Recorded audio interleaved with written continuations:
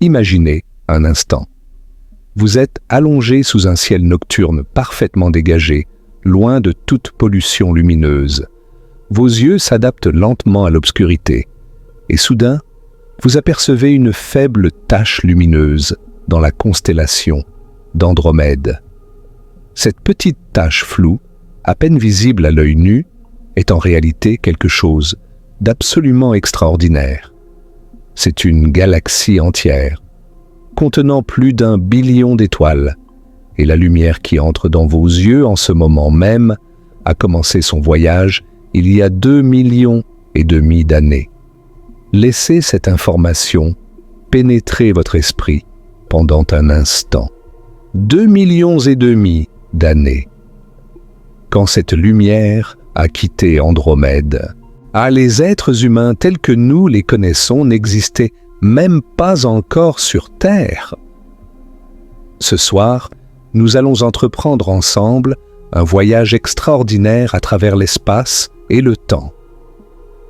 Nous allons explorer les mystères de la lumière, comprendre pourquoi elle met si longtemps à voyager à travers le cosmos et découvrir les secrets fascinants de notre voisine galactique, Andromède.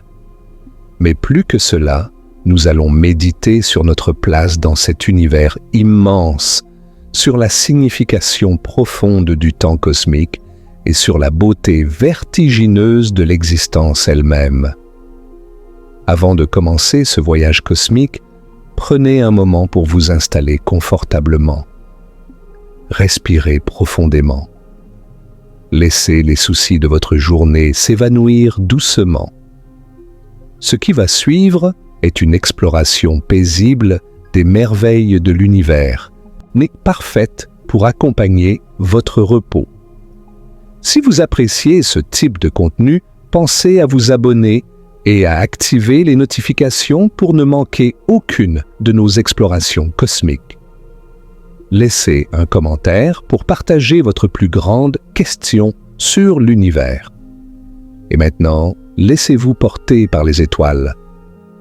Commençons par une question fondamentale qui semble simple mais qui cache des profondeurs vertigineuses. Qu'est-ce que la lumière exactement? Nous vivons baignés dans la lumière. Nous la voyons chaque jour. Elle illumine notre monde. Et pourtant, sa nature véritable reste l'un des phénomènes les plus mystérieux et les plus fascinants de la physique moderne. Pendant des siècles, les plus grands esprits de l'humanité ont débattu de la nature de la lumière. Isaac Newton, le génie qui a découvert les lois de la gravitation, pensait que la lumière était composée de minuscules particules qu'il appelait corpuscules.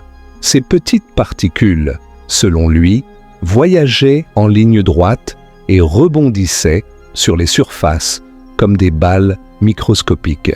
Cette théorie expliquait bien certains phénomènes, comme la façon dont la lumière se reflète dans un miroir ou projette des ombres nettes. Mais un autre scientifique brillant, Christian Huygens, un physicien néerlandais, avait une vision complètement différente. Pour lui, la lumière était une onde, semblable aux vagues, qui se propagent à la surface de l'eau quand vous y jetez une pierre. Cette théorie ondulatoire expliquait d'autres phénomènes que la théorie de Newton ne pouvait pas expliquer, comme les interférences lumineuses et la diffraction. Le débat a fait rage pendant plus de 2 siècles. Qui avait raison? Ou Newton avec ses particules, ou Huygens avec ses ondes? La réponse, découverte au XXe siècle, est l'une des plus étranges et des plus belles de toute la physique. La lumière est les deux à la fois. Elle est à la fois une onde et une particule. Cette dualité onde-particule est au cœur de la mécanique quantique, cette branche de la physique qui décrit le comportement de la matière et de l'énergie à l'échelle la plus fondamentale. Albert Einstein, dans son travail révolutionnaire sur l'effet photoélectrique en 1905, a montré que la lumière se comporte comme si elle était composée de petits paquets d'énergie qu'il a appelé quanta de lumière et que nous appelons aujourd'hui photon. Chaque photon est une unité indivisible de lumière portant une quantité précise d'énergie déterminée par sa fréquence, et que les photons de lumière bleue portent plus d'énergie que les photons de lumière rouge. Les photons de rayon X portent encore plus d'énergie et les photons de rayon gamma sont les plus énergétiques de tous. Mais voici ce qui est vraiment extraordinaire à propos des photons. Ils n'ont pas de masse, absolument aucune masse. Un photon est de l'énergie pure, voyageant à travers l'espace sous la forme la plus fondamentale possible. Et pourtant, malgré leur absence de masse, les photons possèdent une quantité de mouvement, ce qu'on appelle l'impulsion. C'est une idée contre-intuitive. Comment quelque chose sans masse peut-il avoir une impulsion? C'est l'une des bizarreries de la physique moderne, une conséquence directe des équations d'Einstein. Cette absence de masse est précisément ce qui permet aux photons de voyager à la vitesse maximale autorisée par l'univers. Car oui, il existe une limite de vitesse cosmique, et cette limite est la vitesse de la lumière. Rien dans l'univers ne peut voyager plus vite que la lumière dans le vide. Cette vitesse est d'exactement 299 792 458 mètres par seconde.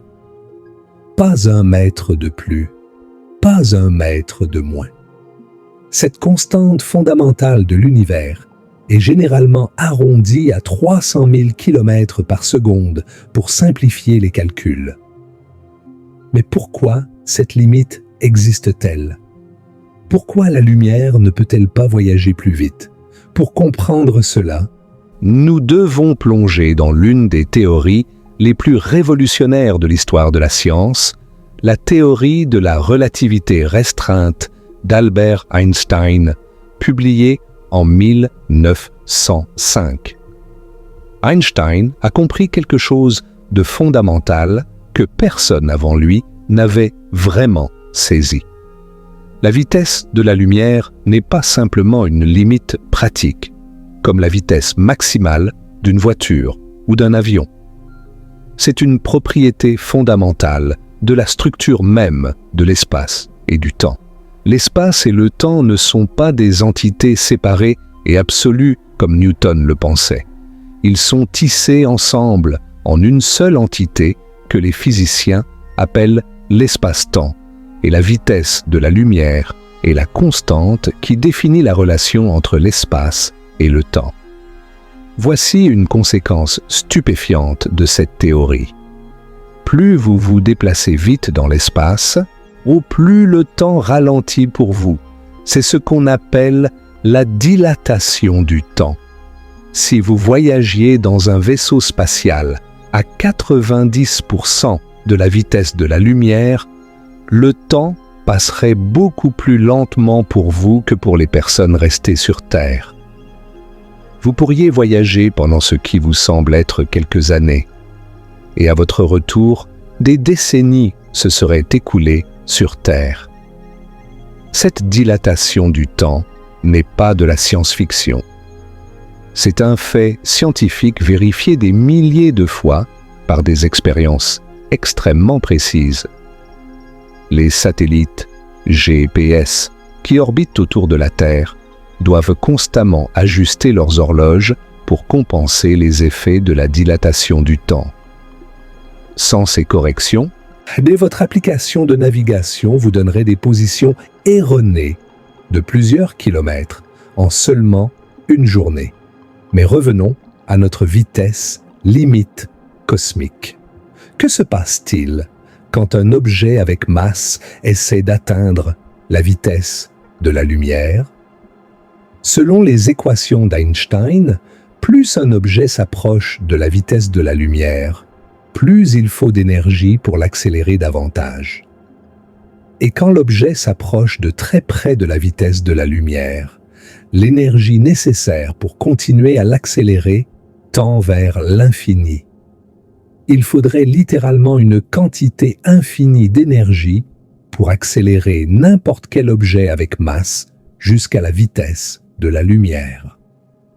C'est pourquoi rien avec masse ne peut jamais atteindre cette vitesse. Mais les photons, eux, n'ont pas de masse.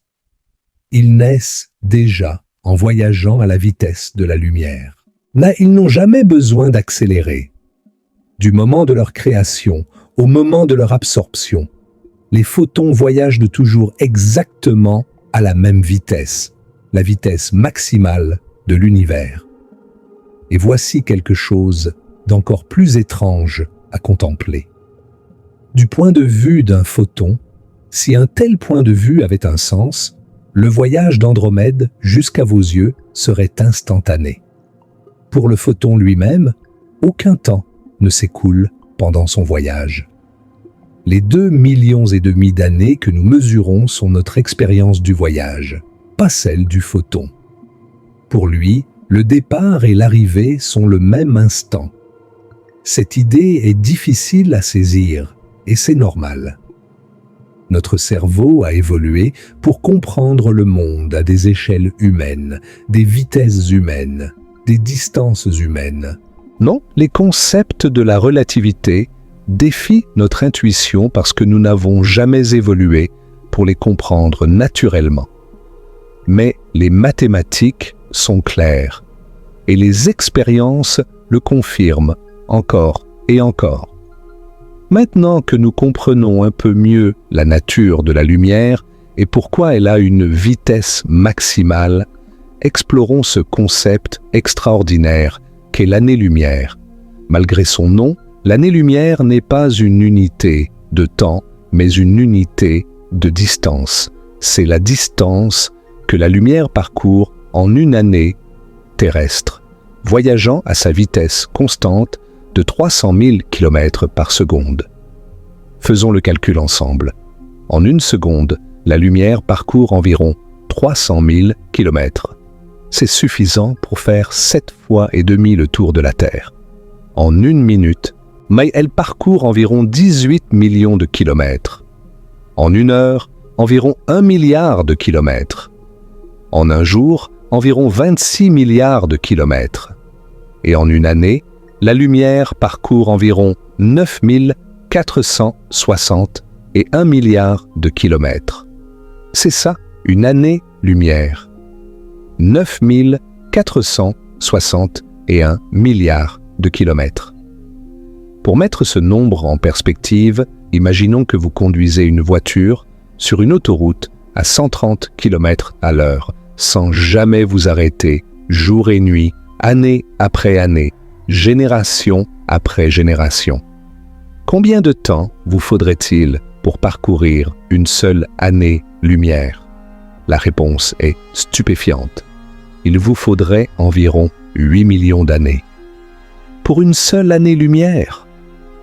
Et Andromède est à 2,5 millions d'années-lumière de nous. Donc voici une autre façon de visualiser cette distance. Si nous réduisions le Soleil à la taille d'un grain de sable, la Terre serait un grain de poussière microscopique situé à environ 2,5 cm de ce grain de sable. Pluton serait à 1 mètre. Et l'étoile la plus proche, Proxima du Centaure, à 4 années-lumière, serait un autre grain de sable situé à environ 7 km. Dans ce modèle réduit, Andromède serait à une distance d'environ 40 millions de kilomètres de notre grain de sable solaire. Ces distances sont si vastes qu'elles dépassent complètement notre capacité à les imaginer concrètement. Mais c'est précisément cette immensité qui rend l'univers si fascinant et si humiliant à la fois. Maintenant, vous vous demandez peut-être comment nous savons qu'Andromède se trouve exactement à 2,5 millions d'années-lumière. Comment pouvons-nous mesurer des distances si incroyablement grandes vers des objets que nous ne pourrons jamais visiter? C'est l'une des plus grandes réussites de l'astronomie moderne, et l'histoire de cette découverte est elle-même fascinante. Les astronomes ont développé ce qu'ils appellent l'échelle des distances cosmiques, une série de méthodes de mesure qui se construisent les unes sur les autres, chacune nous permettant d'atteindre des distances plus grandes que la précédente. La première marche de cette échelle est la parallaxe. C'est une méthode que vous pouvez expérimenter vous-même. Tendez votre bras devant vous et levez votre pouce. Fermez alternativement un œil puis l'autre. Vous verrez votre pouce sembler sauter d'un côté à l'autre par rapport aux objets en arrière-plan. C'est la parallaxe. La même chose se produit quand nous observons des étoiles proches depuis différentes positions de l'orbite terrestre. En janvier, la Terre est d'un côté de son orbite autour du Soleil. En juillet, elle est de l'autre côté, à 300 millions de kilomètres de sa position de janvier.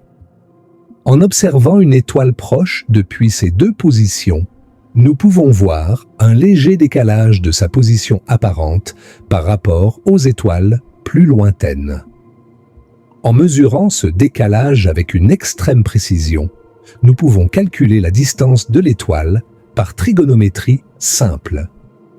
Mais la parallaxe a ses limites. Plus une étoile est lointaine, plus son décalage de parallaxe est petit.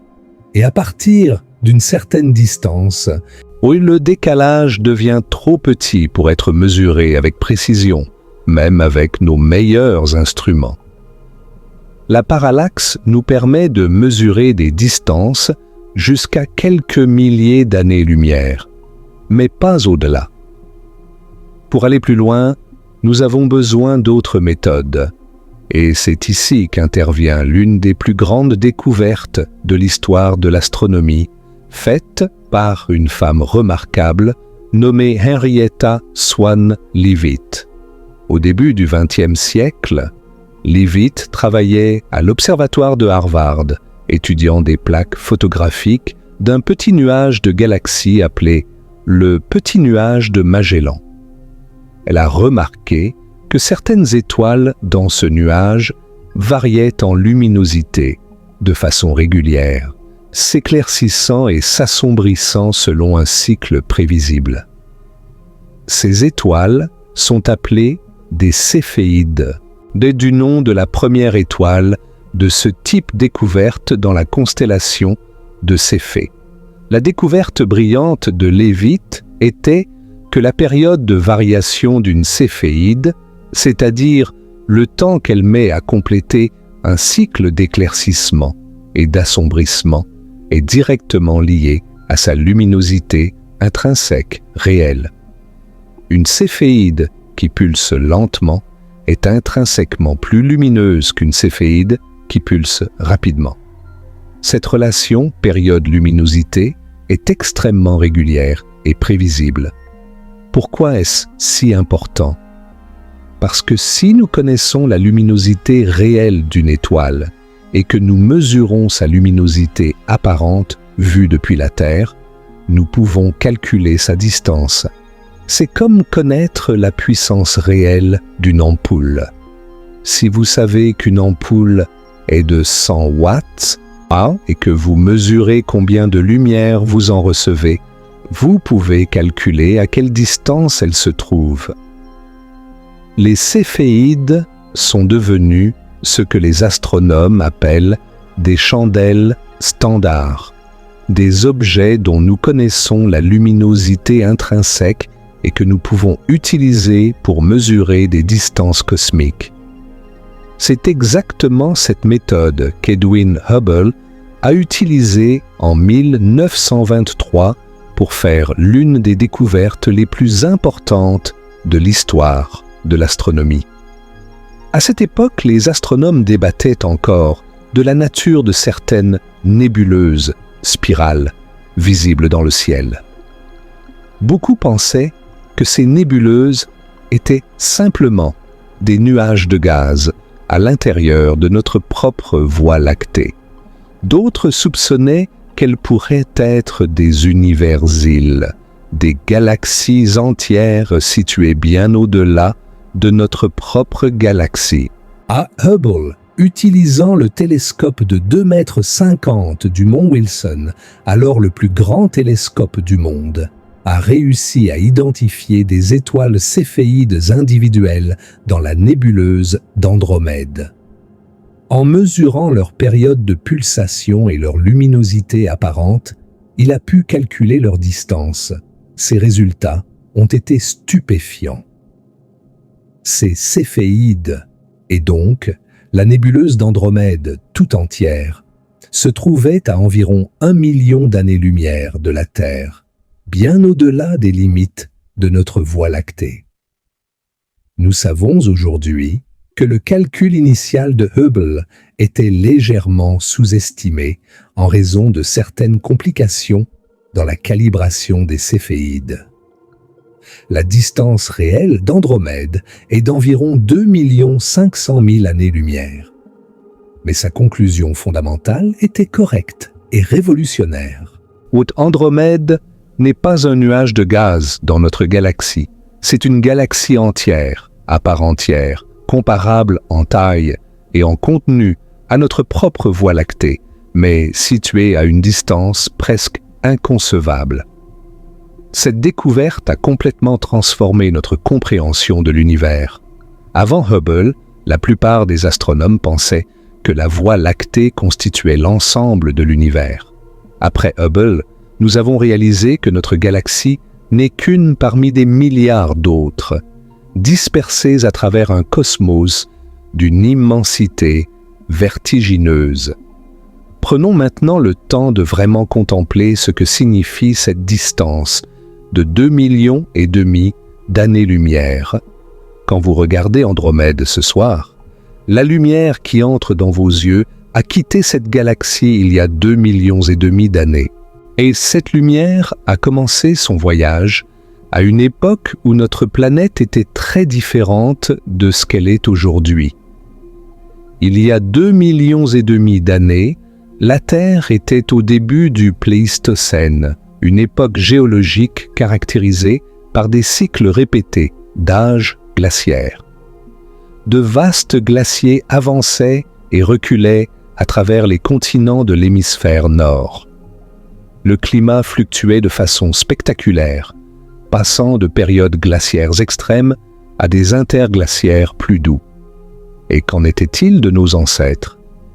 Il y a 2,5 millions d'années, les premiers membres du genre Homo commençaient tout juste à apparaître en Afrique. Homo habilis, l'un des premiers représentants de notre genre, fabriquait des outils de pierre primitifs dans les savanes africaines. Ces premiers humains n'avaient pas encore maîtrisé le feu. Ils ne possédaient pas de langage articulé tel que nous le connaissons. Leur cerveau était significativement plus petit que le nôtre. Pensez à cela un instant. Quand la lumière d'Andromède que vous voyez ce soir a commencé son voyage, aucun être humain moderne n'avait jamais existé. Aucune civilisation n'avait été construite. Aucun livre n'avait été écrit.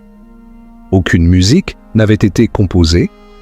Aucune peinture rupestre n'avait été créée. L'humanité, telle que nous la connaissons, n'était même pas un rêve dans l'esprit de l'univers.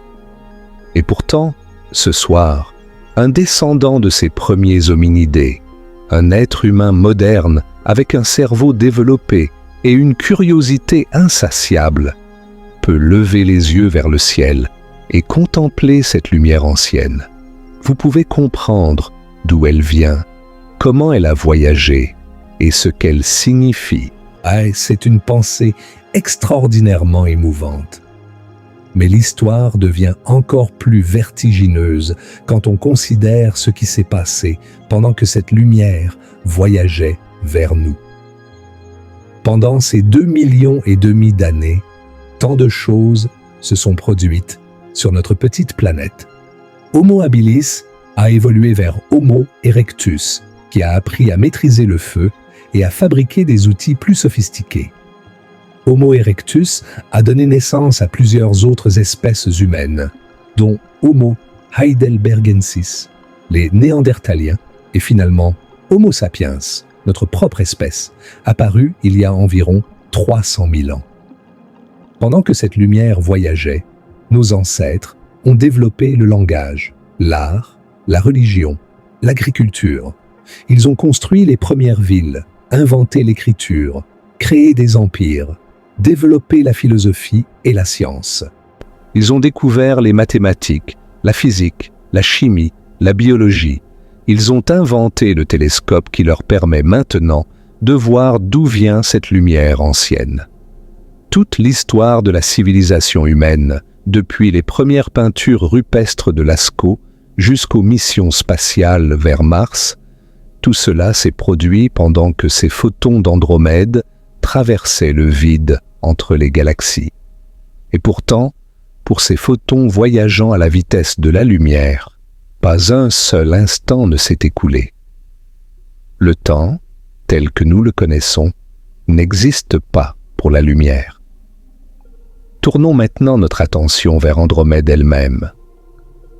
Que savons-nous de cette galaxie extraordinaire qui nous envoie sa lumière ancienne? Andromède, officiellement désignée Messier 31 ou M31, est la plus grande galaxie du groupe local, un lamas de galaxies auquel appartient également notre Voie lactée.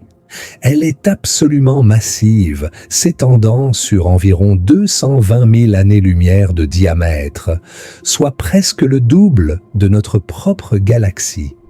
Elle contient environ 1 billion d'étoiles, peut-être plus.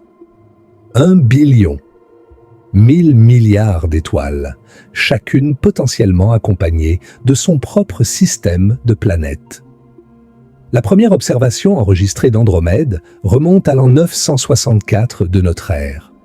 Un astronome persan nommé Abd al-Rahman al-Soufi a décrit cette galaxie dans son livre des étoiles fixes, la qualifiant de petit nuage. Il ne pouvait pas savoir, avec les connaissances de son époque, qu'il observait un univers-île contenant plus d'étoiles que tous les grains de sable de toutes les plages de la Terre.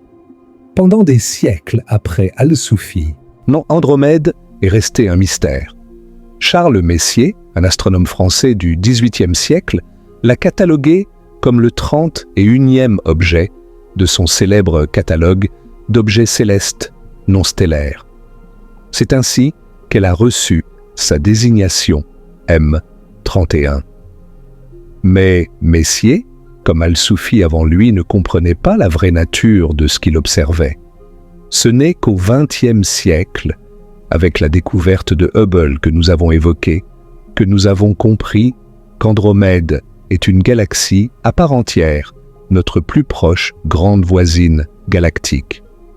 Explorons maintenant la structure d'Andromède plus en détail.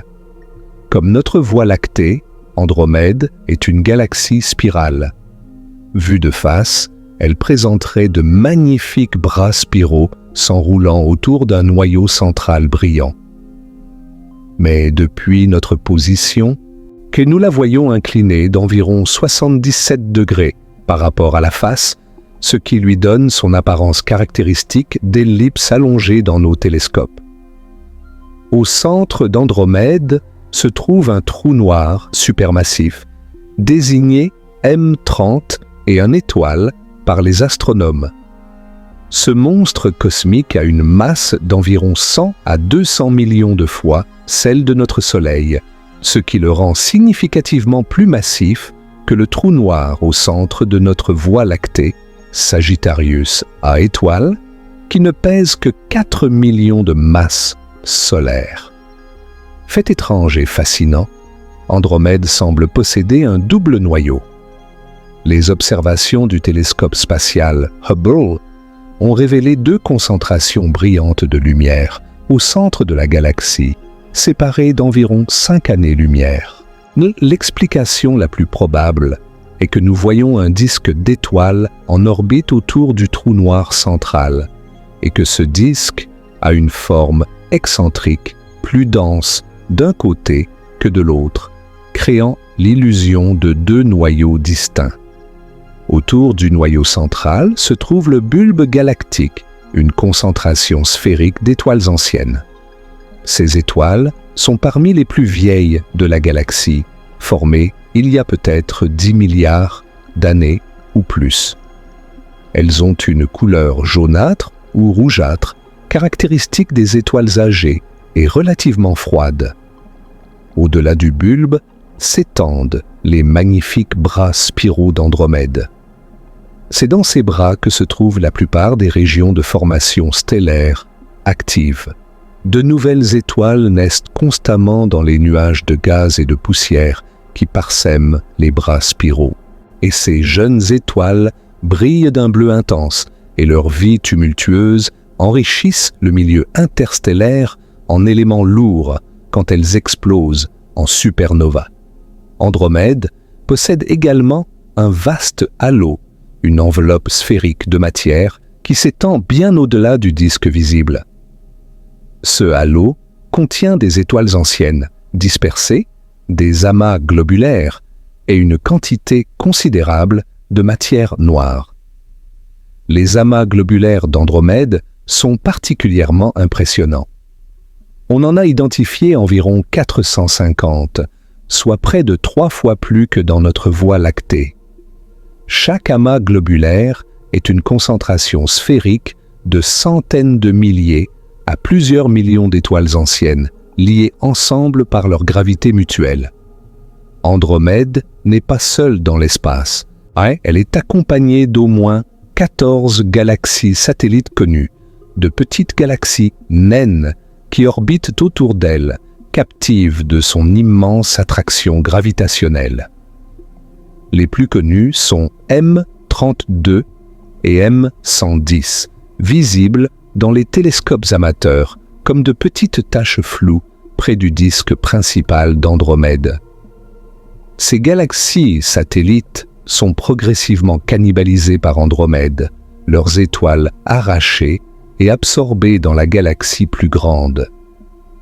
Maintenant, imaginons le voyage d'un photon particulier quittant Andromède il y a 2,5 millions d'années. Ce photon est né dans le cœur d'une étoile, quelque part dans l'un des bras spiraux de la galaxie. Au centre de cette étoile, des réactions de fusion nucléaire convertissent l'hydrogène en hélium, libérant d'énormes quantités d'énergie sous forme de photons. Mais notre photon ne peut pas simplement s'échapper. L'intérieur de l'étoile est si dense que le photon est constamment absorbé et réémis, rebondissant de façon aléatoire à travers le plasma stellaire. Ce voyage chaotique à travers l'intérieur de l'étoile peut prendre des centaines de milliers d'années, voire plus. Le photon qui atteint finalement la surface de l'étoile et s'échappe dans l'espace n'est pas vraiment le même photon qui a été créé dans le noyau.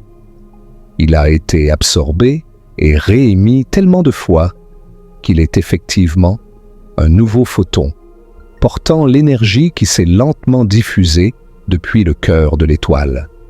Quand notre photon s'échappe enfin de la surface stellaire, il commence son long voyage à travers l'espace. D'abord, il doit traverser le milieu interstellaire d'Andromède, l'espace entre les étoiles, qui n'est pas complètement vide, mais contient du gaz très dilué et de minuscules grains de poussière. Ces grains de poussière peuvent absorber ou diffuser certains photons, mais le nôtre parvient à passer. Le photon voyage ensuite vers le bord d'Andromède, traversant peut-être des régions de formation stellaire où de nouvelles étoiles naissent dans des nuages de gaz en effondrement.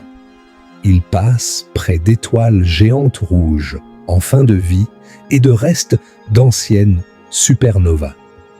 Il traverse des régions de densité variable, tantôt plus denses, tantôt plus clairsemées.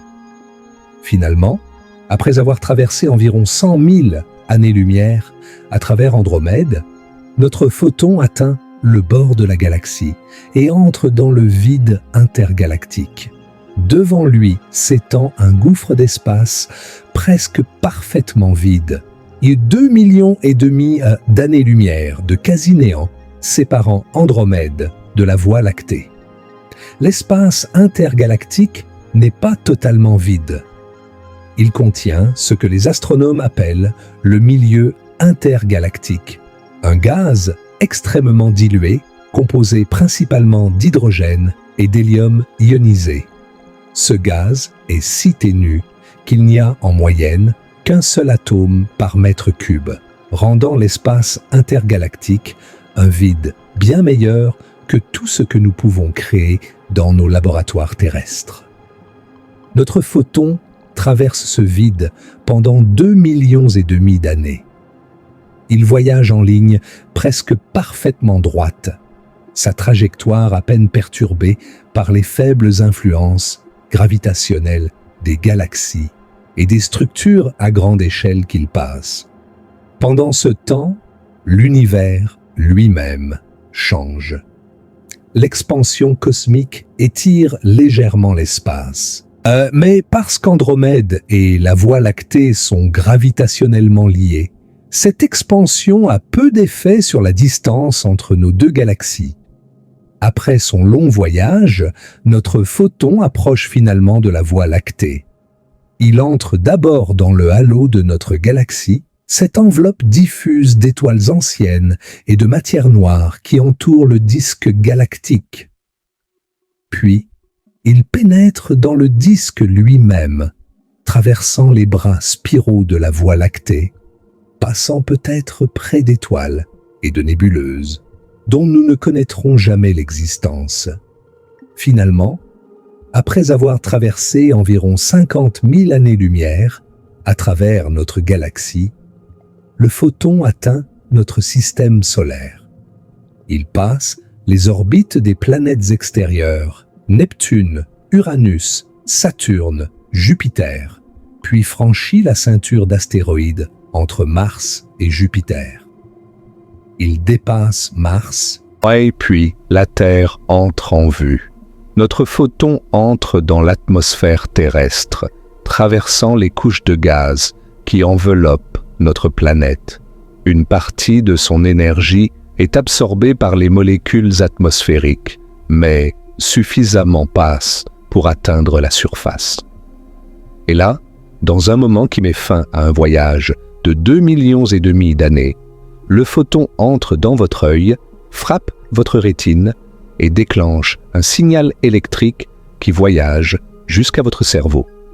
Vous voyez Andromède, ou plutôt vous voyez ce qu'Andromède était il y a 2,5 millions d'années.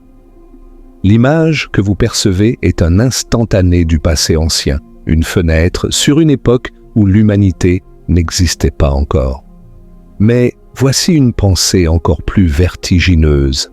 Et si Andromède avait explosé ou subi quelque autre changement catastrophique, il y a, disons, 1 million d'années, nous ne le saurions pas encore. La lumière de cet événement serait encore en route vers nous, quelque part dans le vide intergalactique. Nous ne le saurions pas avant encore 1,5 million d'années. De même, si une civilisation extraterrestre vivait dans Andromède et observait notre Voie lactée en ce moment, elle verrait notre galaxie telle qu'elle était il y a 2,5 millions d'années. Elle ne verrait aucune trace de l'humanité, aucun signe de notre civilisation. La lumière de nos premières transmissions radio, qui ont commencé il y a un peu plus d'1 siècle, n'a parcouru qu'environ 100 années-lumière. Elle n'a même pas quitté notre voisinage stellaire immédiat, et il lui reste encore 2 499 900 années-lumière avant d'atteindre Andromède. Cette réalité nous amène à réfléchir sur la nature du temps et de la simultanéité dans l'univers. Nous avons l'habitude de penser au présent comme à un moment unique et universel, partagé par tout l'univers. Mais la relativité nous enseigne que cette intuition est fausse. Il n'existe pas de maintenant universel. la simultanéité est relative. Quand nous demandons ce qui se passe maintenant dans Andromède, la question elle-même n'a pas de sens bien défini. Il n'y a pas de réponse unique et correcte. Différents observateurs, se déplaçant à différentes vitesses, seraient en désaccord sur ce qui est simultané avec notre présent dans Andromède, et aucun d'entre eux n'aurait tort. La relativité de la simultanéité est une conséquence inévitable du fait que la vitesse de la lumière est la même pour tous les observateurs. Bon, cette réalité peut sembler déstabilisante, mais elle est aussi profondément belle. L'univers ne fonctionne pas selon nos intuitions quotidiennes, et découvrir sa vraie nature nous élève au-delà de nos perspectives étroites et humaines. Parlons maintenant de quelque chose de vraiment extraordinaire. Andromède ne reste pas sagement à sa place dans le ciel. Elle se dirige vers nous, à grande vitesse. Chaque seconde qui passe, Andromède se rapproche de la Voie lactée d'environ 110 km. Chaque heure, elle parcourt près de 400 000 km vers nous. Chaque année, environ 3,5 milliards de kilomètres. Comment savons-nous cela? Grâce à l'effet Doppler, le même phénomène qui fait que la sirène d'une ambulance semble plus aiguë quand elle s'approche et plus grave quand elle s'éloigne. Quand une source de lumière se déplace vers nous, ces ondes lumineuses sont comprimées, décalant sa lumière vers le bleu, un blue shift. Quand elle s'éloigne, ces ondes sont étirées, décalant sa lumière vers le rouge, un redshift. La plupart des galaxies de l'univers montrent un redshift, s'éloignant de nous à cause de l'expansion de l'univers. Mais Andromède est l'une des rares exceptions. Sa lumière montre un léger blue shift, indiquant qu'elle se rapproche. L'attraction gravitationnelle mutuelle entre Andromède et la Voie lactée est suffisamment forte pour surmonter l'expansion cosmique et attirer nos deux galaxies l'une vers l'autre. Le destin est scellé. Dans environ 4 à 5 milliards d'années, Andromède et la Voie lactée entreront en collision. Ah, ce sera l'un des événements les plus spectaculaires de l'histoire de notre coin de l'univers. Mais avant de nous inquiéter, prenons un moment pour comprendre ce que signifie vraiment une collision galactique.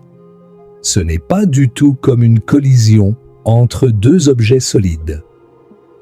Les galaxies sont principalement composées d'espaces vides.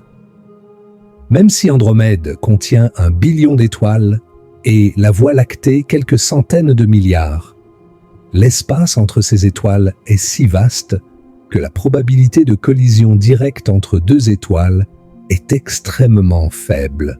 Pour comprendre pourquoi, considérons les distances impliquées. L'étoile la plus proche de notre Soleil, Proxima du Centaure, est à environ 4 années-lumière. En comparaison, le diamètre du Soleil est d'environ 1 400 000 km, soit environ 0,0000015 années-lumière. Si le Soleil était réduit à la taille d'une balle de tennis, Proxima du Centaure serait une autre balle de tennis située à environ 1000 km de distance. Vous pouvez imaginer lancer ces deux balles de tennis l'une vers l'autre depuis 1000 km de distance. Les chances qu'elles se heurtent sont essentiellement nulles. De même, quand Andromède traversera la Voie lactée, les étoiles des deux galaxies passeront les unes à côté des autres comme des grains de poussière dans deux nuages qui se croisent. Certaines étoiles seront éjectées de leur galaxie d'origine par des perturbations gravitationnelles envoyées dans l'espace intergalactique. D'autres seront capturées par la galaxie qui passe. Mais les collisions directes entre étoiles seront extraordinairement rares. Cela dit, la collision sera loin d'être un non-événement, et les forces de marée gravitationnelle déformeront spectaculairement les deux galaxies. Les bras spiraux seront étirés, tordus, arrachés. D'énormes queues de marée, des courants d'étoiles et de gaz s'étendront sur des centaines de milliers d'années-lumière. La première rencontre ne sera pas la fin. Les deux galaxies se traverseront, puis leur attraction gravitationnelle mutuelle les ralentira et les ramènera l'une vers l'autre. Elles se traverseront à nouveau, et encore, dans une danse cosmique qui durera des milliards d'années. À chaque passage, plus d'énergie sera dissipée et les deux galaxies se rapprocheront davantage. Finalement, après peut-être 6 à 7 milliards d'années de ce balai gravitationnel, les deux galaxies fusionneront complètement en une seule entité. Les astronomes ont déjà donné un nom à cette future galaxie fusionnée. Certains l'appellent Milkomeda, d'autres Milkdromeda. C'est un nom un peu étrange, mais il capture l'idée que cette nouvelle galaxie sera l'enfant de la Voie lactée et d'Andromède. La galaxie résultante ne sera plus une spirale. Les collisions galactiques détruisent généralement les structures spirales délicates. Milkomeda sera probablement une galaxie elliptique géante, une vaste concentration d'étoiles de forme ovoïde, sans les bras spiraux élégants que nous associons à notre Voie lactée actuelle. Et notre système solaire ? Que lui arrivera-t-il pendant cette collision cosmique ? Honnêtement, nous ne le savons pas avec certitude. Les simulations informatiques montrent que notre système solaire pourrait connaître plusieurs destins possibles. Il pourrait rester relativement inchangé, continuant à orbiter dans la nouvelle galaxie fusionnée. Il pourrait être déplacé vers une orbite très différente, peut-être beaucoup plus proche du centre galactique ou beaucoup plus loin dans le halo. Dans le scénario le plus dramatique, il pourrait être complètement éjecté de la galaxie, envoyé errer dans le vide intergalactique. Mais voici la perspective importante. Quoi qu'il arrive à notre système solaire pendant la collision, il est très peu probable que quiconque soit là pour s'en soucier. Dans 4 à 5 milliards d'années, le Soleil se rapproche de la fin de sa vie.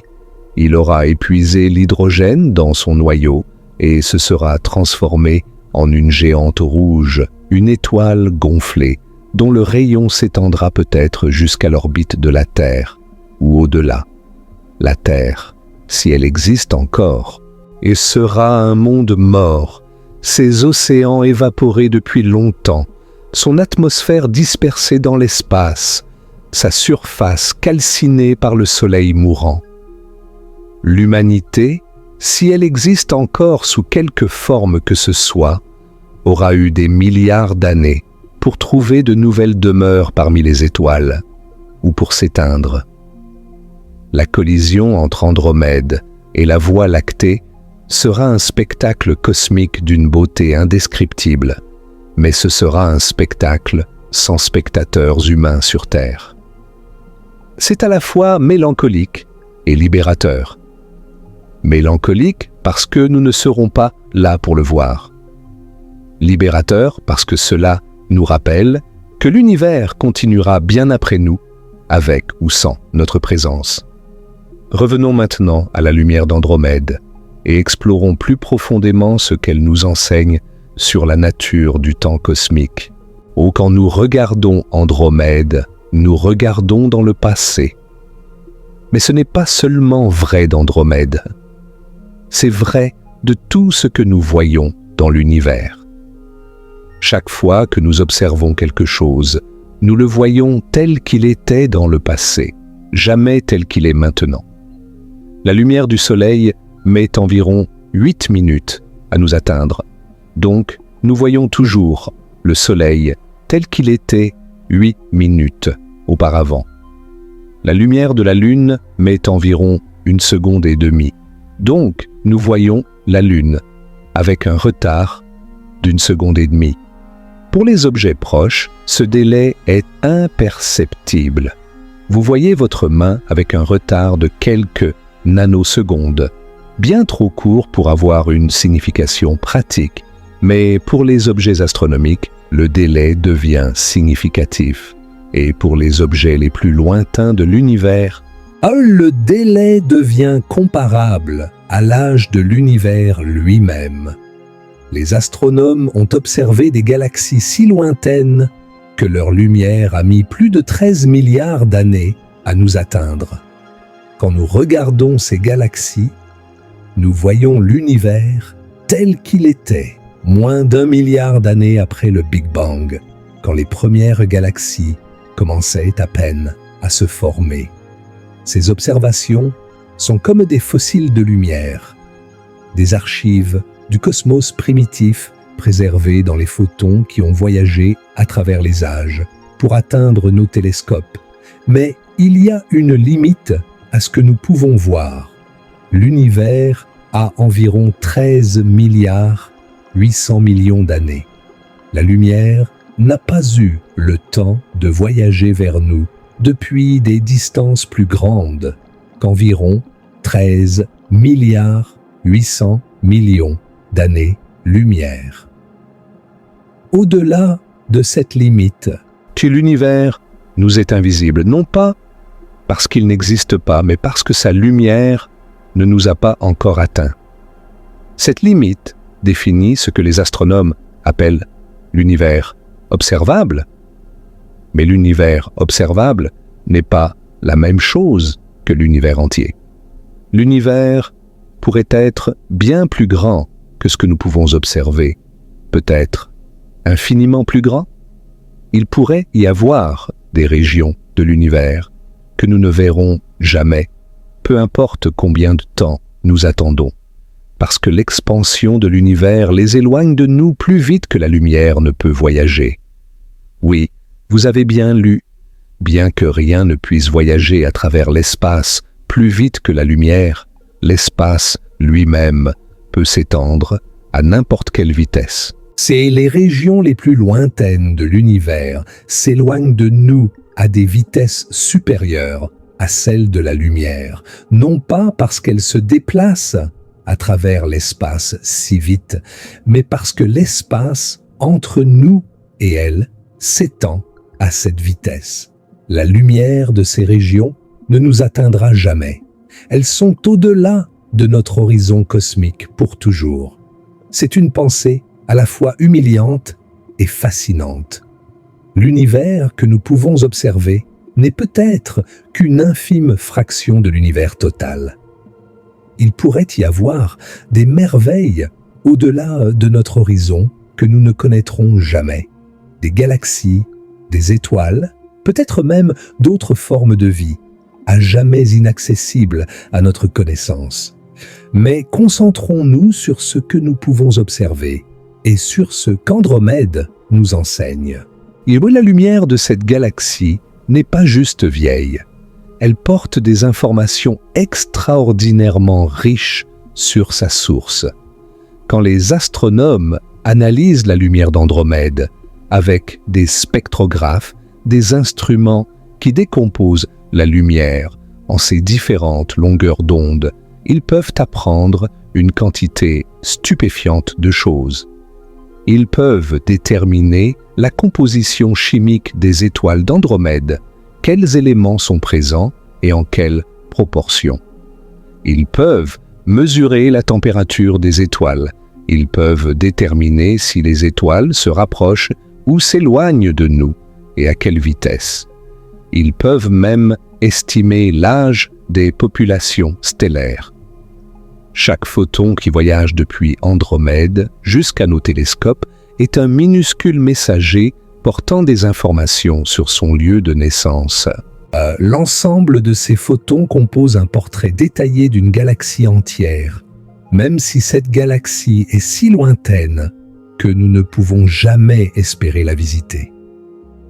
C'est l'une des choses les plus remarquables de l'astronomie.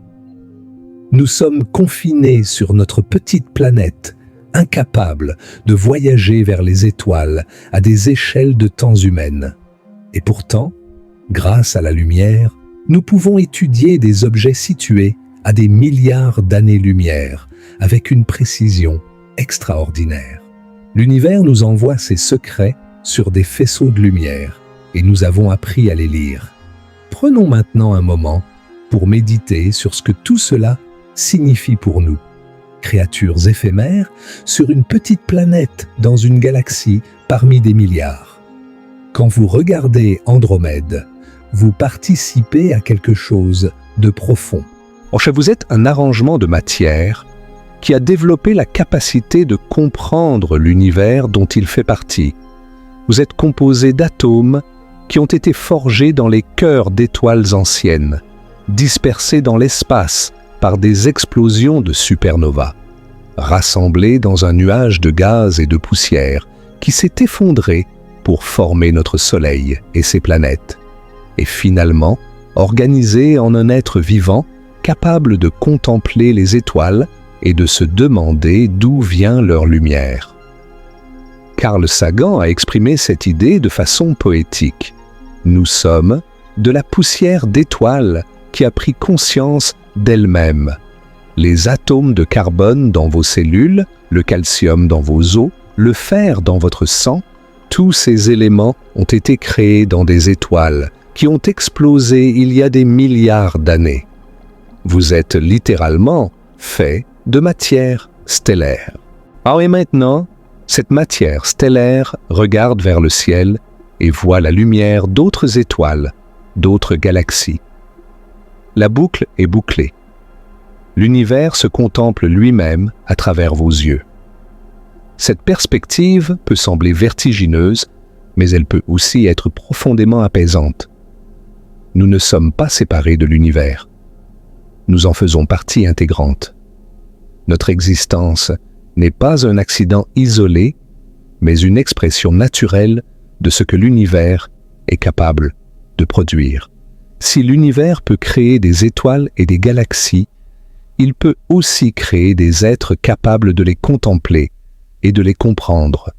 Pensez à l'improbabilité de votre existence pour que vous soyez ici, en ce moment, regardant Andromède ou écoutant ces mots.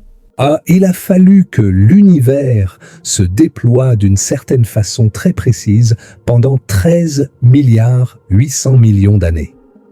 Il a fallu que les bonnes étoiles se forment et explosent au bon moment, dispersant les bons éléments dans l'espace. Il a fallu que notre Soleil se forme avec une planète à la bonne distance, ni trop chaude, ni trop froide. Il a fallu que la vie apparaisse sur cette planète et évolue pendant des milliards d'années. Il a fallu que d'innombrables générations de vos ancêtres survivent et se reproduisent, transmettant leurs gènes jusqu'à vous. La chaîne d'événements qui a conduit à votre existence est si longue et si improbable qu'elle défie l'imagination. Et pourtant, vous êtes ici, vous existez. Vous pouvez contempler le cosmos et vous émerveiller. Certains trouvent cette perspective écrasante et se sentant insignifiants face à l'immensité de l'univers. Mais on peut aussi la voir autrement. Oui, vous êtes petit par rapport à l'univers. Mais vous êtes aussi l'univers prenant conscience de lui-même. Vous êtes la façon dont le cosmos se regarde dans un miroir. C'est extraordinaire. Respirez profondément et laissez cette pensée vous envelopper. Vous êtes ici, maintenant, vivant et conscient, capable de contempler des lumières qui ont voyagé pendant des millions d'années pour atteindre vos yeux. C'est un privilège rare et précieux. Continuons notre méditation cosmique en pensant au voyage de la lumière elle-même. Imaginez-vous comme un photon quittant une étoile dans Andromède il y a 2,5 millions d'années. Vous naissez dans le cœur brûlant de l'étoile, un enfer de plasma où la température atteint des millions de degrés. Vous êtes créé par la fusion de noyaux d'hydrogène, un sous-produit de la réaction qui fait briller l'étoile. Mais vous ne pouvez pas vous échapper directement. Le plasma stellaire est si dense que vous êtes constamment absorbé et réémis, rebondissant de façon chaotique à travers l'intérieur de l'étoile. Ce voyage prend des centaines de milliers d'années. Lentement, laborieusement, vous vous frayez un chemin vers la surface de l'étoile. Chaque fois que vous êtes absorbé et réémis, votre direction change de façon aléatoire. Parfois, vous vous rapprochez de la surface, parfois, vous vous en éloignez. C'est une marche aléatoire à travers un océan de feu. Mais finalement, vous atteignez la photosphère, la surface visible de l'étoile. Et là, pour la première fois, vous êtes libre. Vous vous élancez dans l'espace à la vitesse de la lumière. Le vide devant vous, l'étoile qui vous a créé rapidement diminuant derrière vous. Vous traversez le milieu interstellaire d'Andromède, passant entre les étoiles de la galaxie. L'espace ici n'est pas complètement vide. Il y a du gaz dilué, de minuscules grains de poussière, des champs magnétiques faibles. Mais rien ne vous arrête vraiment. Vous continuez votre voyage, droit devant, à la vitesse maximale autorisée par l'univers. Vous atteignez le bord d'Andromède et entrez dans le vide intergalactique. Devant vous s'étend un gouffre d'espace presque parfait, 2,5 millions d'années-lumière de quasi-néant.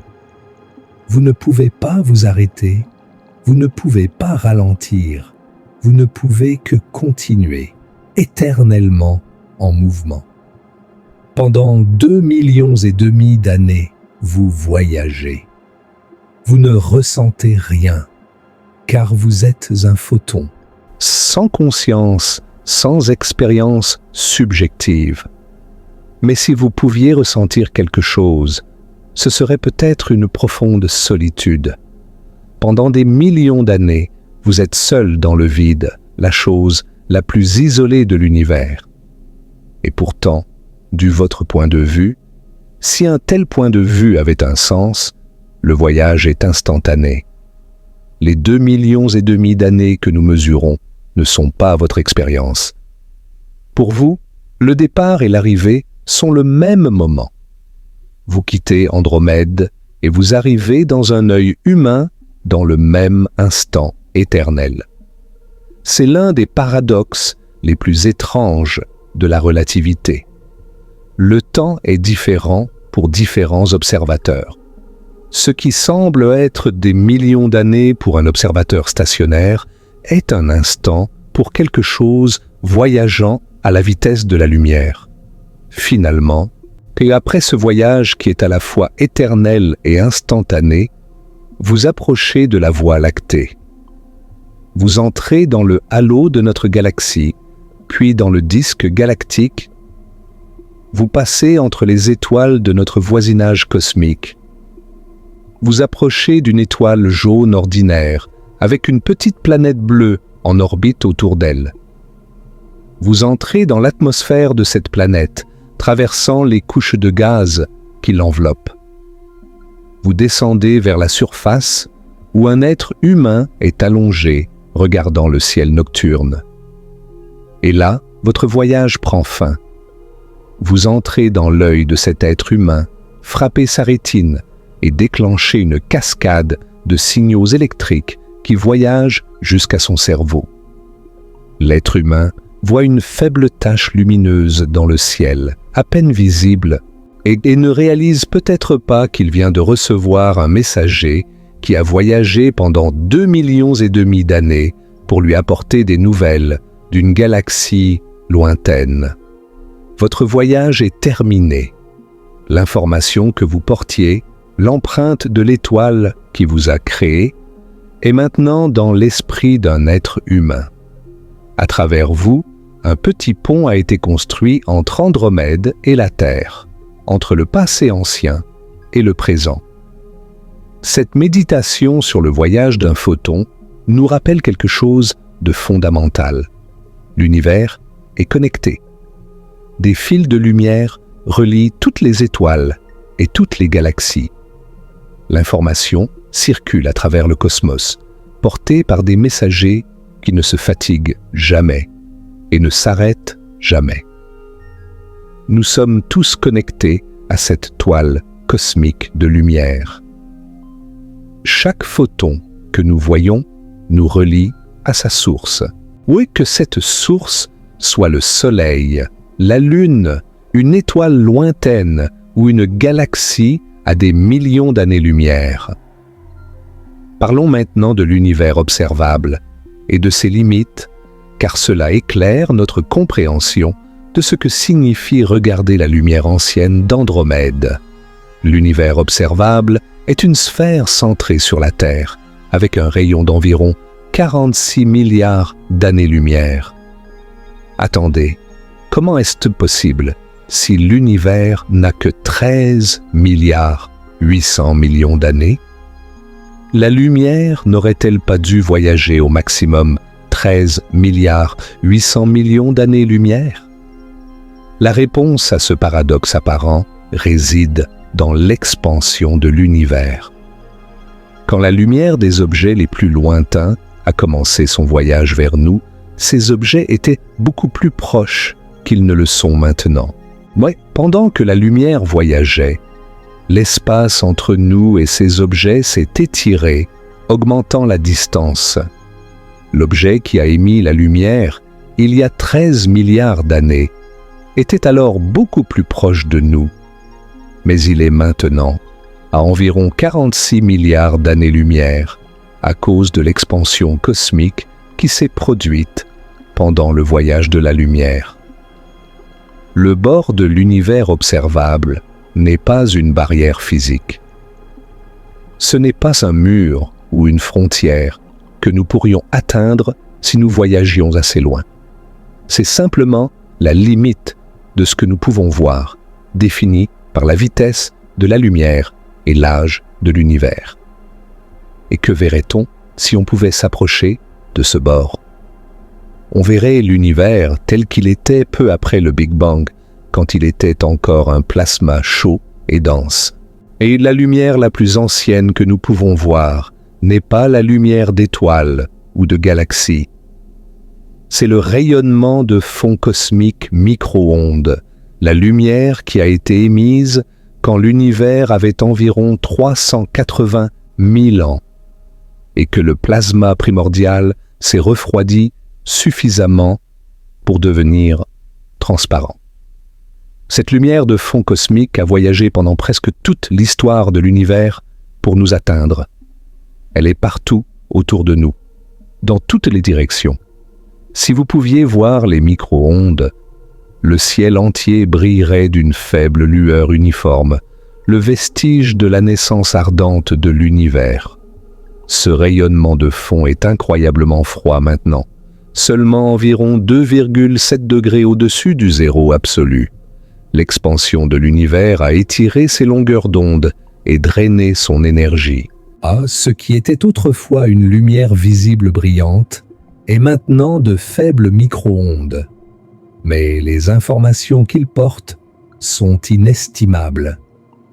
En étudiant les minuscules variations de température dans ce rayonnement, les cosmologistes peuvent apprendre sur les conditions de l'univers primitif et sur les graines qui ont grandi pour devenir les galaxies que nous voyons aujourd'hui.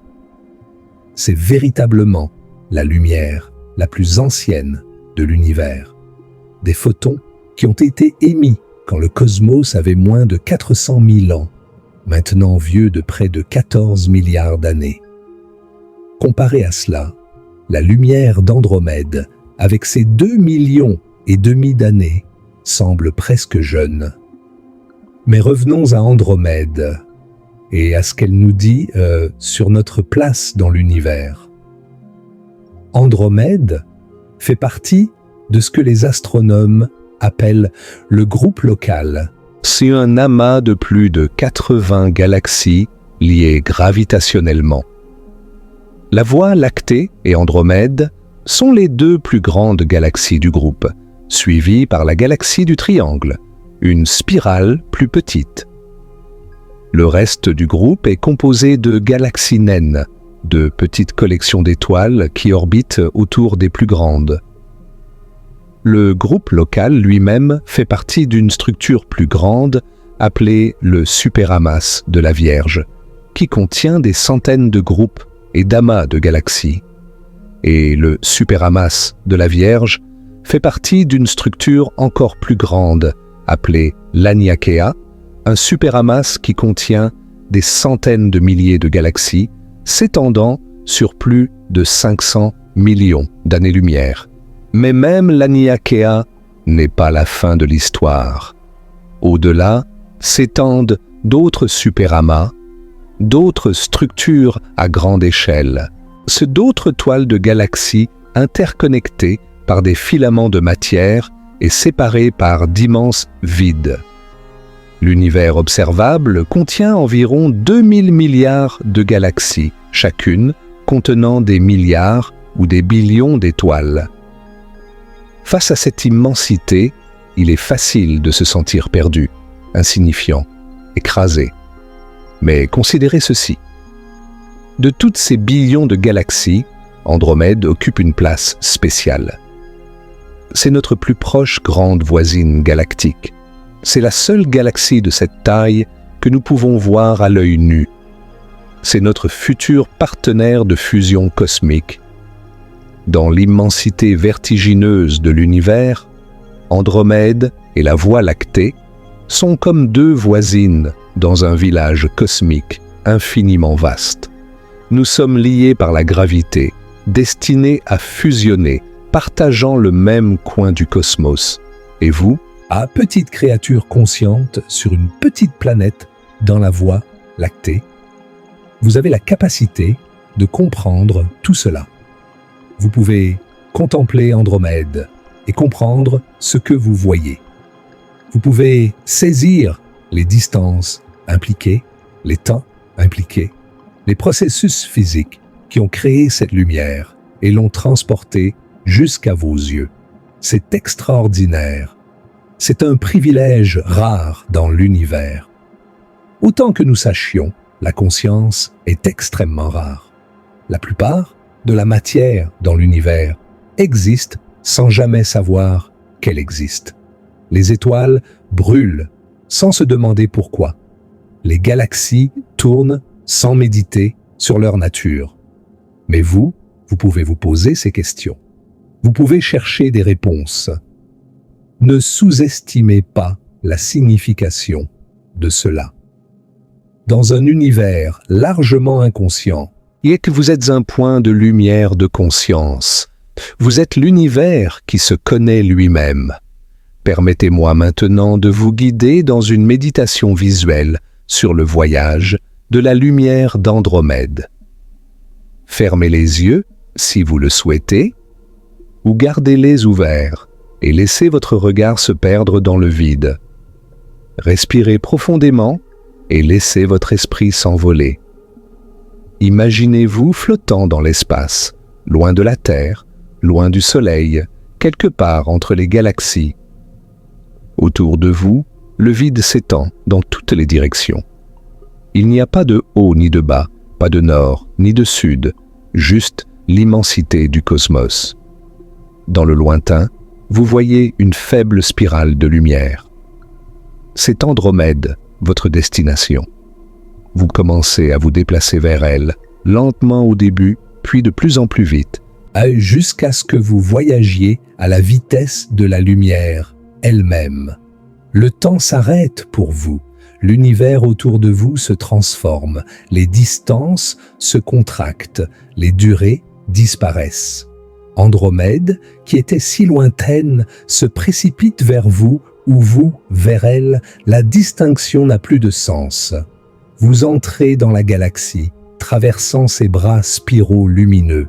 Des millions d'étoiles scintillent autour de vous, chacune un soleil en soi, chacune potentiellement entourée de planètes, peut-être même de vie.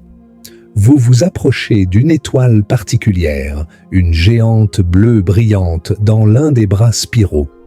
Vous pénétrez dans sa photosphère, traversez ses couches de plasma, plongez vers son cœur, où la fusion nucléaire fait rage. C'est ici que naissent les photons qui voyageront vers la Terre. Vous assistez à leur création. Ces petits paquets d'énergie produits par la fusion de l'hydrogène en hélium. Vous suivez l'un d'eux alors qu'il commence son long voyage vers la surface de l'étoile, rebondissant de façon chaotique à travers le plasma dense. Après ce qui semble être une éternité, le photon atteint la surface et s'échappe dans l'espace. Vous le suivez alors qu'il traverse Andromède, sortant de la galaxie, entrant dans le vide intergalactique. Le voyage commence. Vous accompagnez ce photon à travers le néant, 2,5 millions d'années-lumière de silence et de solitude. Autour de vous, rien que le vide et les étoiles lointaines. Mais vous ne ressentez pas le passage du temps.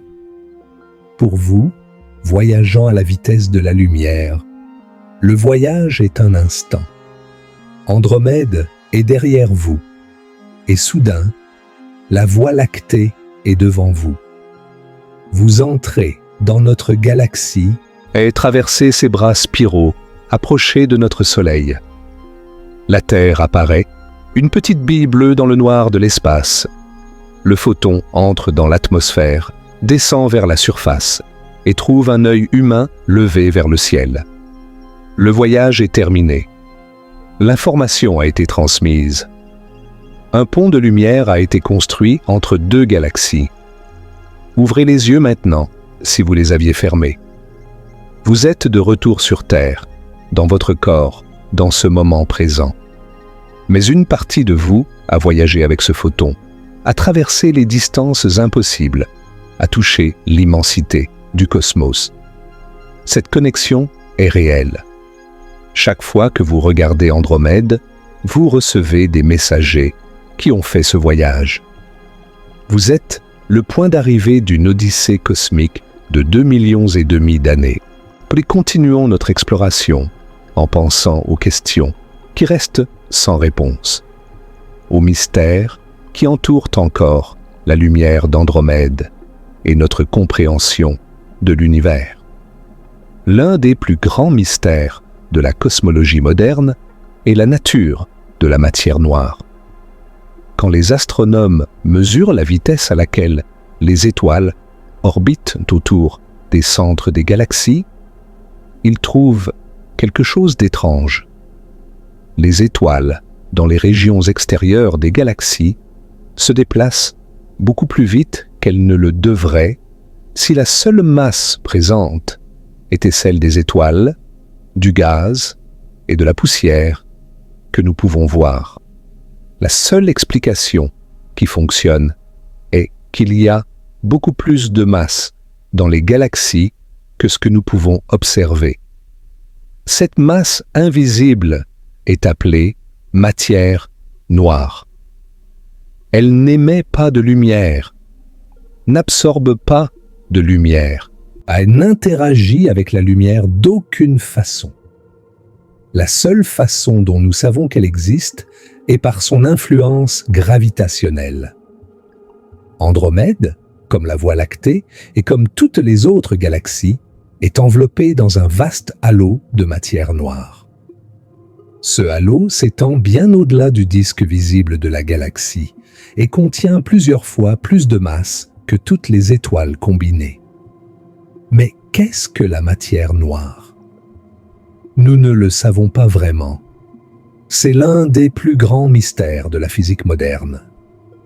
Elle ne peut pas être composée des particules ordinaires qui forment la matière que nous connaissons.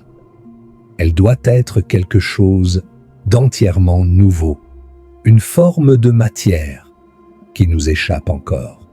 Des dizaines d'expériences à travers le monde cherchent à détecter directement les particules de matière noire. Jusqu'à présent, elles n'ont trouvé que des limites sur ce que la matière noire ne peut pas être.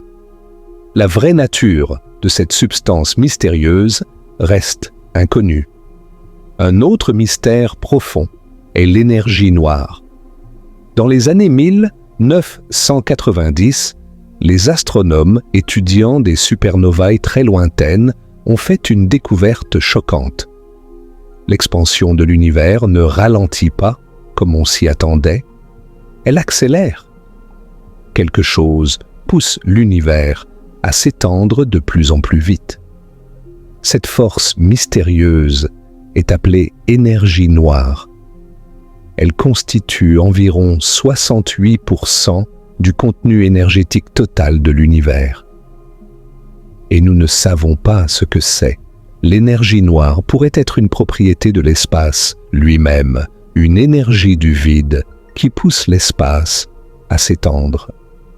Elle pourrait être un nouveau type de champ qui imprègne l'univers.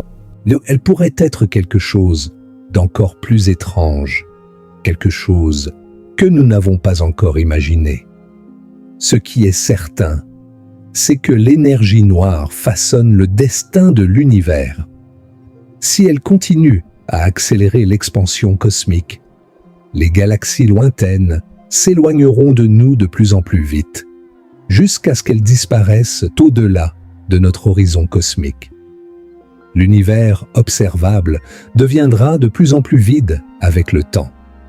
Mais pour Andromède, l'énergie noire n'aura pas d'effet. Andromède est suffisamment proche de nous pour que l'attraction gravitationnelle entre nos deux galaxies domine sur l'expansion cosmique. Peu importe à quelle vitesse l'univers s'étend, Andromède continuera à se rapprocher de nous jusqu'à ce que nos deux galaxies fusionnent dans des milliards d'années. Un autre mystère fascinant concerne la vie dans l'univers. Avec 1 billion d'étoiles dans Andromède et des centaines de milliards dans la Voie lactée, les opportunités pour la vie sont presque incalculables. Des planètes doivent exister autour de nombreuses de ces étoiles. Certaines doivent être dans la zone habitable, où l'eau liquide peut exister à la surface. Sur certaines de ces planètes, la vie a-t-elle émergé? Nous ne le savons pas. Nous n'avons aucune preuve de vie extraterrestre, ni dans Andromède ni ailleurs. Mais l'absence de preuve n'est pas preuve d'absence. L'univers est si vaste et notre exploration si limitée que nous pourrions facilement passer à côté de signes de vie, même si elle existait. Pensez à cela. Quand la lumière que nous voyons d'Andromède a quitté cette galaxie, existait-il des êtres conscients quelque part dans ces bras spiraux, regardant vers la Voie lactée et se demandant s'il y avait de la vie là-bas? Si c'est le cas, la lumière de notre galaxie qu'ils auraient vue à ce moment montrerait une Terre sans humains, un monde dominé par des créatures préhistoriques, un monde qui n'avait aucune idée qu'un jour, des êtres conscients regarderaient le ciel et contempleraient les étoiles.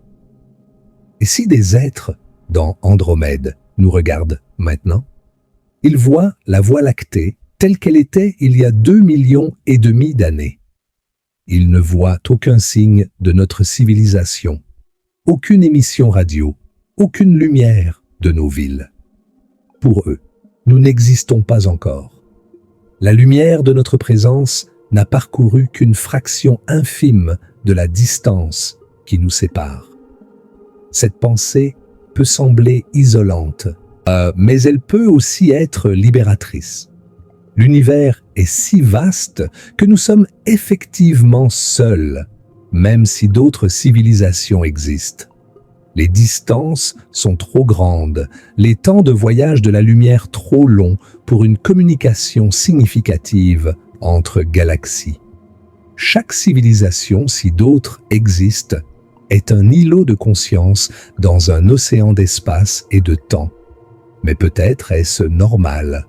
Peut-être est-ce la façon dont l'univers est censé être. L'immensité n'est pas un défaut, c'est une caractéristique. Elle nous donne l'espace pour exister, pour évoluer, pour développer notre propre compréhension du cosmos sans interférence extérieure. Et qui sait ce que l'avenir nous réserve? L'humanité n'existe que depuis quelques centaines de milliers d'années. Notre civilisation technologique n'a que quelques siècles. Ah, que serons-nous capables de faire dans 1 million d'années? Dans 1 milliard d'années? Peut-être un jour voyagerons-nous vers Andromède. Peut-être un jour établirons-nous le contact avec d'autres civilisations. L'univers est jeune et nous sommes une espèce jeune. L'avenir est ouvert. Revenons maintenant à notre thème central, la lumière d'Andromède vieille de 2,5 millions d'années, et réfléchissons à ce qu'elle nous enseigne sur la perspective et l'humilité. Dans notre vie quotidienne, nous sommes préoccupés par des événements qui se produisent à des échelles de temps humaines. Nous pensons en termes de jours, de semaines, d'années, peut-être de décennies. Les événements qui se sont produits il y a un siècle nous semblent anciens. Ceux d'il y a 1000 ans sont presque mythiques. Mais quand nous regardons Andromède, nous sommes confrontés à des échelles de temps qui dépassent complètement notre expérience quotidienne. 2,5 millions d'années. C'est environ 10 000 fois plus long que toute l'histoire enregistrée de l'humanité. C'est assez de temps pour que des espèces entières évoluent, prospèrent et disparaissent. C'est assez de temps pour que des montagnes s'érodent et que des continents dérivent. Face à ces échelles de temps, nos préoccupations quotidiennes semblent minuscules. Les disputes que nous avons, les soucis qui nous gardent éveillés la nuit, les ambitions qui nous poussent en avant, tout cela est éphémère, passager, insignifiant à l'échelle cosmique. Mais cela ne devrait pas nous déprimer. Au contraire, cela devrait nous libérer. Si nos problèmes sont insignifiants à l'échelle cosmique, alors peut-être ne sont-ils pas aussi graves que nous le pensons. Peut-être pouvons-nous les aborder avec plus de légèreté, plus de perspective, plus de paix. Et en même temps, cette perspective cosmique peut nous faire apprécier davantage ce qui compte vraiment. Les moments de connexion avec d'autres êtres humains, les expériences de beauté et d'émerveillement, les occasions d'apprendre et de comprendre. Ces choses sont précieuses précisément parce qu'elles sont rares et éphémères. Vous existez maintenant, en ce moment, capable de contempler l'univers et de vous émerveiller devant lui. Ce moment passera, comme tous les moments passent. Mais pendant qu'il dure, il est réel, il est précieux, il est vôtre. Pensons maintenant à ce que l'avenir réserve à la lumière qui quitte Andromède en ce moment même. Des photons sont en train de quitter des étoiles d'Andromède à cet instant précis. Ils commencent leur voyage de 2,5 millions d'années vers la Voie lactée. Quand ces photons arriveront sur Terre, que trouveront-ils? L'humanité existera-t-elle encore? Notre civilisation aura-t-elle survécu? Aurons-nous colonisé d'autres planètes, d'autres systèmes stellaires? Ou aurons-nous disparu, laissant la Terre à d'autres espèces qui évolueront après nous? Nous ne pouvons pas le savoir. L'avenir est fondamentalement imprévisible sur des échelles de temps aussi vastes. Mais nous pouvons espérer. Nous pouvons espérer que quelqu'un sera là pour recevoir ces photons quand ils arriveront. Nous pouvons espérer que nos descendants, qu'ils soient biologiques ou quelque chose d'entièrement nouveau, continueront à lever les yeux vers le ciel et à s'émerveiller devant la lumière des étoiles. Et peut-être, dans 2,5 millions d'années, quelqu'un regardera Andromède et pensera à nous, pensera aux premiers humains qui ont compris ce qu'ils voyaient quand ils regardaient cette tache lumineuse dans le ciel. Pensera à cette époque lointaine où l'humanité découvrait tout juste sa place dans le cosmos. Nous sommes les ancêtres de ces futurs observateurs, tout comme les premiers hominidés, il y a 2,5 millions d'années, étaient nos ancêtres. La chaîne continue, s'étendant dans le passé et dans l'avenir, nous reliant à tout ce qui est venu avant et tout ce qui viendra après. Prenons maintenant le temps de récapituler ce que nous avons appris au cours de ce voyage à travers l'espace et le temps. Nous avons exploré la nature de la lumière, cette étrange entité qui est à la fois onde et particule, qui voyage à la vitesse maximale autorisée par l'univers et qui porte des informations à travers le cosmos. Nous avons compris pourquoi la vitesse de la lumière est une limite infranchissable et comment la relativité d'Einstein a transformé notre compréhension du temps et de l'espace. Nous avons découvert comment les astronomes mesurent les distances cosmiques, utilisant des méthodes ingénieuses comme la parallaxe et les chandelles standards pour sonder des profondeurs que nous ne pouvons jamais visiter physiquement. Nous avons appris l'histoire de la découverte de la vraie nature d'Andromède, comment Edwin Hubble a prouvé qu'elle était une galaxie à part entière, transformant à jamais notre vision de l'univers. Nous avons exploré Andromède elle-même, cette majestueuse spirale contenant 1 billion d'étoiles, avec son trou noir supermassif central, ses bras spiraux lumineux et son immense halo de matière noire. Nous avons imaginé le voyage d'un photon quittant cette galaxie il y a 2,5 millions d'années et traversant le vide intergalactique pour finalement atteindre nos yeux. Nous avons contemplé la collision future entre Andromède et la Voie lactée, ce balai gravitationnel qui transformera les 2 galaxies en une seule entité elliptique géante dans des milliards d'années. Nous avons réfléchi à ce que cela signifie pour notre place dans l'univers et pour l'avenir lointain de notre coin du cosmos. Et nous avons médité sur la signification de tout cela, sur notre connexion au cosmos, et sur notre nature d'être fait de poussière d'étoiles, capable de contempler les étoiles, sur la beauté et l'humilité qui viennent de la confrontation avec l'immensité de l'univers. La lumière d'Andromède est vieille de 2,5 millions d'années. Cette simple phrase contient des profondeurs vertigineuses de signification. Elle nous parle du temps, de l'espace, de la lumière, de la gravité, de l'évolution, de la conscience. Elle nous connecte à un passé ancien et à un avenir lointain. Elle nous rappelle notre place dans le cosmos et la préciosité de notre existence. Alors que vous vous préparez peut-être à vous endormir, laissez ces pensées vous accompagner dans vos rêves. L'univers est vaste et ancien et plein de merveilles. Vous faites partie de cet univers, pas séparé de lui, mais tissé dans sa trame même. Et chez les atomes de votre corps ont été forgés dans des étoiles. La conscience qui anime votre esprit est l'univers qui se contemple lui-même. Quand vous fermerez les yeux cette nuit, imaginez la lumière qui voyage à travers le cosmos en ce moment même. Des photons quittent des étoiles dans des galaxies lointaines, commençant des voyages de millions ou de milliards d'années.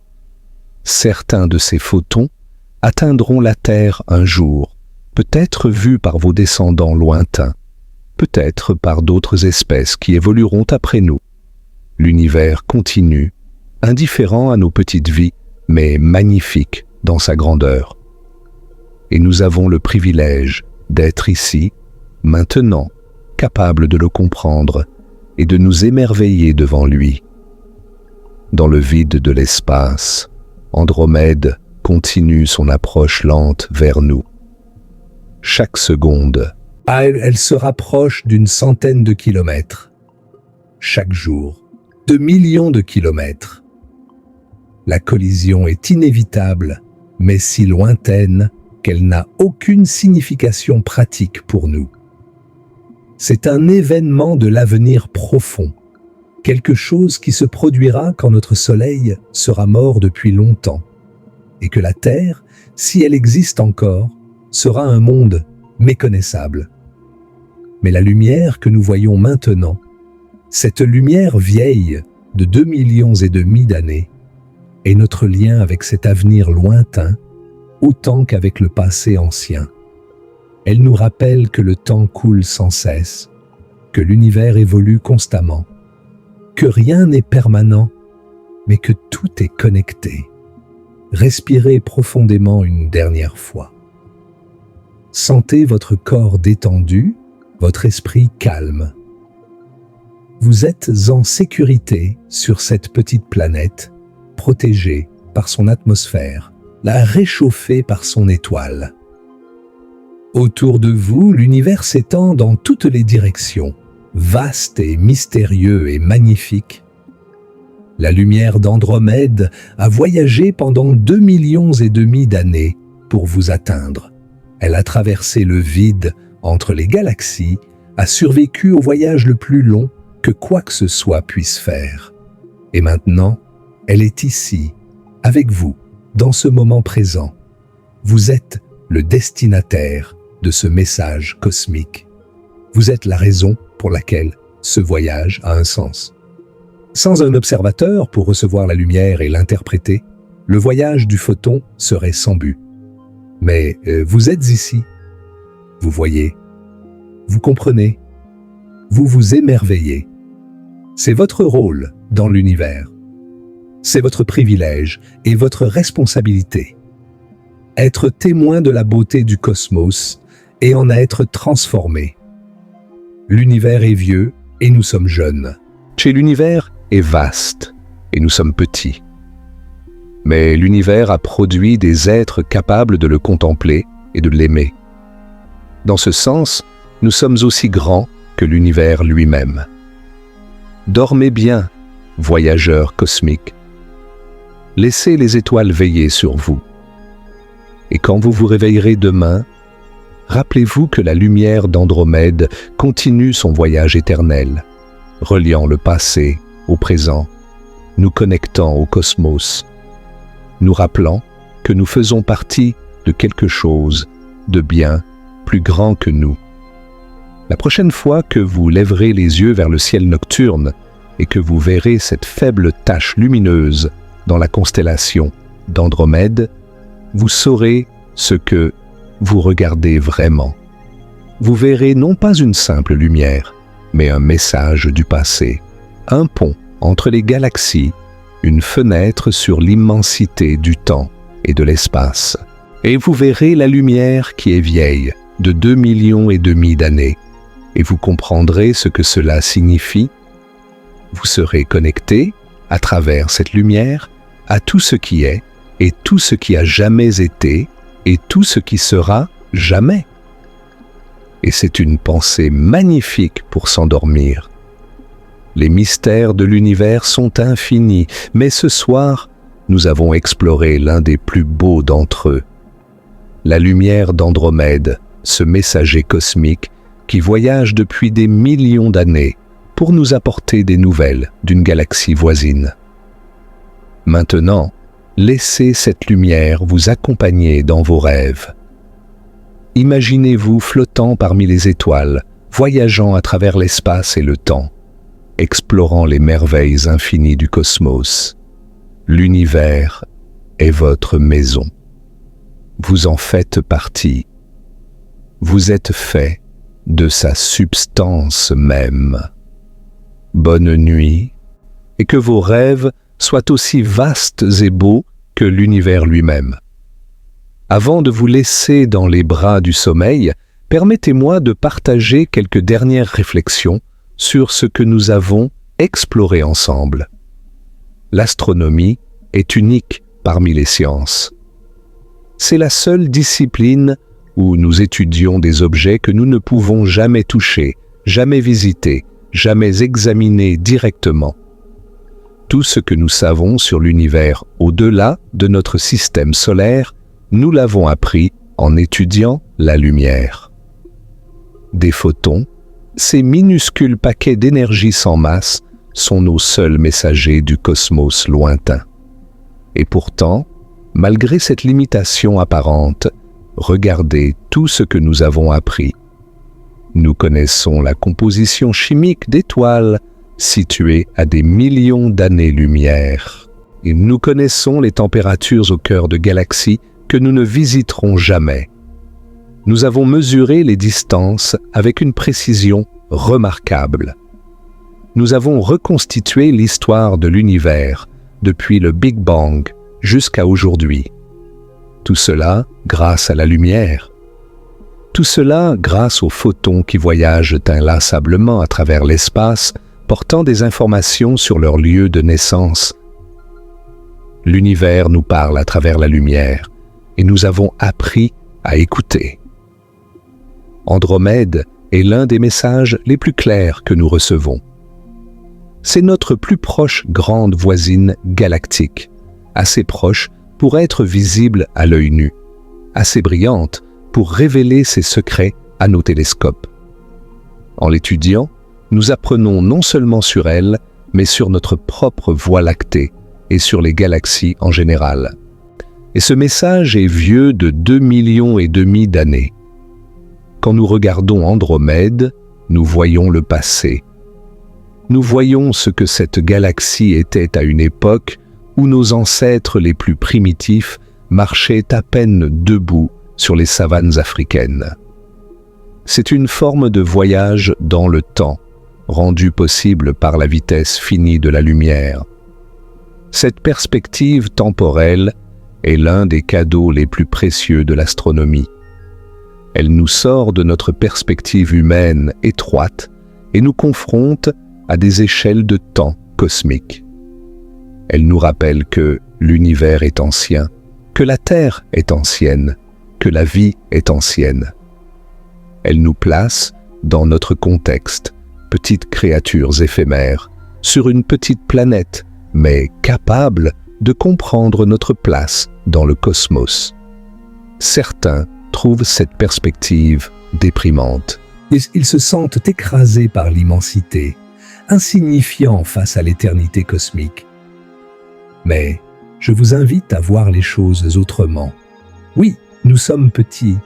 Oui, nous sommes éphémères. Mais nous sommes aussi conscients. Nous sommes capables de regarder l'univers et de nous demander pourquoi il existe. Nous sommes capables de créer des mathématiques qui décrivent les mouvements des galaxies et des particules subatomiques. Nous sommes capables d'art et de musique et de poésie qui expriment notre émerveillement devant la beauté du cosmos. Dans tout l'univers connu, nous sommes peut-être les seuls êtres capables de faire cela. La conscience pourrait être extraordinairement rare, un phénomène précieux qui n'apparaît que dans des conditions très spéciales. Si c'est le cas, alors notre existence est d'autant plus significative. Oh, nous ne sommes pas insignifiants. Nous sommes l'univers qui prend conscience de lui-même. Nous sommes la matière qui se pose des questions sur sa propre nature. Nous sommes les témoins de la beauté cosmique. C'est une responsabilité autant qu'un privilège. En tant qu'être conscient, nous avons la capacité de préserver ou de détruire, d'explorer ou de stagner, de chercher la vérité ou de nous complaire dans l'ignorance. Le choix nous appartient. L'univers ne se soucie pas de ce que nous choisissons. Il continuera à évoluer. Les galaxies continueront à tourner et à fusionner.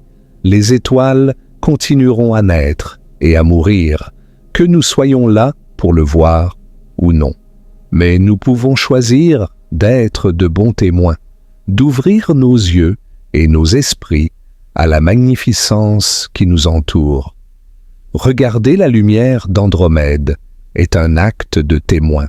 C'est reconnaître notre connexion au cosmos, notre place dans l'histoire de l'univers. C'est accepter notre petitesse tout en célébrant notre capacité à comprendre. Et sur cette note, je vous laisse vous reposer. L'univers veille sur vous, dans son indifférence bienveillante. Les étoiles continuent à briller, les galaxies continuent à tourner, les photons continuent leurs voyages éternels. Vous êtes fait de poussière d'étoiles, et un jour, vous retournerez à la poussière d'étoiles. Mais en attendant, vous êtes vivant, conscient, capable d'émerveillement. Profitez de ce cadeau rare. Dormez paisiblement et rêvez des étoiles. L'espace entre les étoiles est vaste, mais pas vide. Il est rempli de potentiel, de possibilités, de mystères qui attendent d'être découverts. Chaque photon qui traverse ce vide porte une histoire ou un fragment de la vérité sur l'univers. La lumière d'Andromède que vous voyez ce soir a traversé 2,5 millions d'années de ce vaste espace. Elle a été témoin silencieux de l'évolution de l'univers, de la naissance et de la mort d'étoiles, de la formation de nouvelles planètes. Et maintenant, elle achève son voyage dans vos yeux, vous transmettant un peu de cette histoire cosmique. Vous êtes le destinataire de ce message ancien. Vous êtes celui ou celle qui donne un sens à ce voyage. Sans vous, la lumière n'aurait été qu'une onde électromagnétique traversant le vide. Avec vous, elle devient connaissance, émerveillement, connexion. C'est le miracle de la conscience. Elle transforme des photons en beauté, des ondes en compréhension, l'univers en quelque chose de significatif. Alors, reposez-vous maintenant. Et avec la certitude que vous faites partie de quelque chose de bien plus grand que vous. Vous êtes un nœud dans la toile cosmique, un point de lumière dans l'obscurité universelle. Vous comptez, même si l'univers est vaste et ancien. Et demain, quand vous vous réveillerez, le cosmos sera toujours là, attendant d'être exploré, attendant d'être compris, attendant d'être admiré. La lumière d'Andromède continuera à voyager vers nous, comme elle le fait depuis des millions d'années. Et vous aurez l'opportunité de lever les yeux vers le ciel et de vous reconnecter à cette merveille. Bonne nuit. Que les étoiles veillent sur votre sommeil et que vos rêves vous emmènent là où la lumière voyage sans fin, à travers l'espace infini et le temps éternel.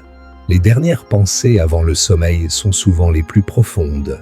Et alors que votre esprit dérive vers le repos, laissez-le s'élever vers les étoiles. Imaginez-vous flottant dans l'espace, libre de la gravité terrestre, entouré par l'immensité du cosmos. Vous êtes en paix. Vous êtes en sécurité.